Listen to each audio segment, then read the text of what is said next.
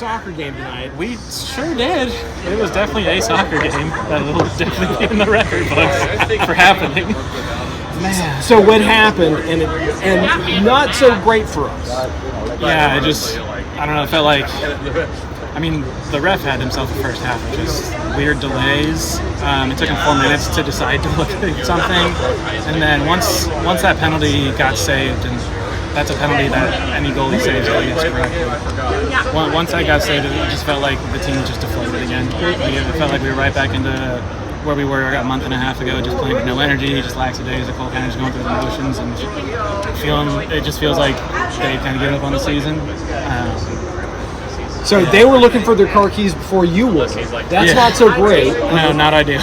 Not ideal. And so is that a coaching issue? Is that a leadership on the field issue? What's going on there? I think it's just a mentality thing. I think at this point, I think it's unrealistic to expect BJ to have come in with 2 weeks off after Leagues Cup to change this whole roster that frankly has been playing like a bottom third team in the league since day one. I think realistically the rest of this year should just be considered a big tryout. Like this should be BJ now figuring out who he wants here next year, because the roster has to turn over at this point. Like it's loaded with guys that we love and have done so much for the club and the city and have been here since our first game over in NSC. At a certain point, things have got to change. The roster needs to get a little uncomfy to get us back to where this roster is capable of being. Like, we have talent. Like that's the worst part. It's like we know we're good. It's not like we're putting out a bunch of guys just to be down in the league. Like we're putting out Walker Zimmerman, multiple time best defender in this league, and a league MVP, one of the best players of Copa America. Like we have talent, we have the ability to be a threat in this league, and we're just coming out losing 2-0 at home. Watching Austin, who's also down a bottom feeder team too. A team, bottom third team. A team at our level, theoretically. Like we're watching them beat us 2-0 and trying for a third with 5 minutes in the game while we're sat back. It's just not good enough from the players. So your prediction here is significant roster churn. We didn't see a lot of roster churn in the last off season. We're expecting significant. I feel like we haven't for a while. A lot of this roster played games in Nissan, which is now a healthy way removed, and we've gotten progressively worse every year in terms of where we finish.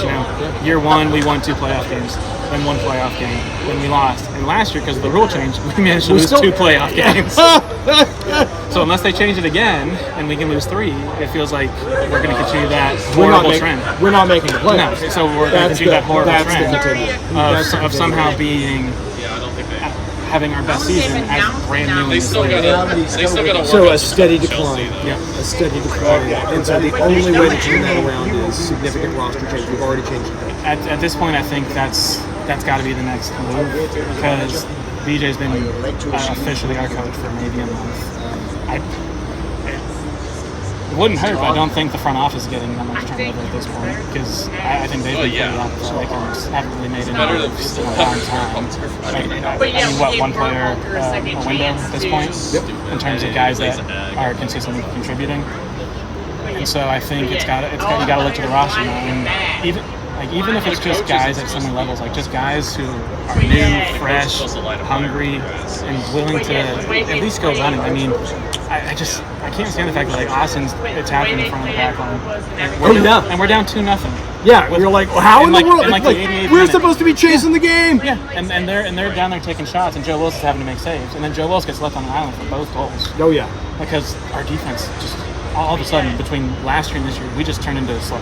We got slow. Like we're flat-footed. Guys that one Austin guy was running circles around the center of the game. Yeah, that's 7. And at the end it paid off. And Joe did what he could. He at least went for it. He tried. There's not much you can do out there other than football talk with the guy to celebrate football back, I guess. But, come on, forward tackling. Let's go. Throw your shoulder into that. Isn't that what they were working on? But it's just not good enough. And one thing you and I have talked about a lot is we love the guys that they're workhorses. They keep going.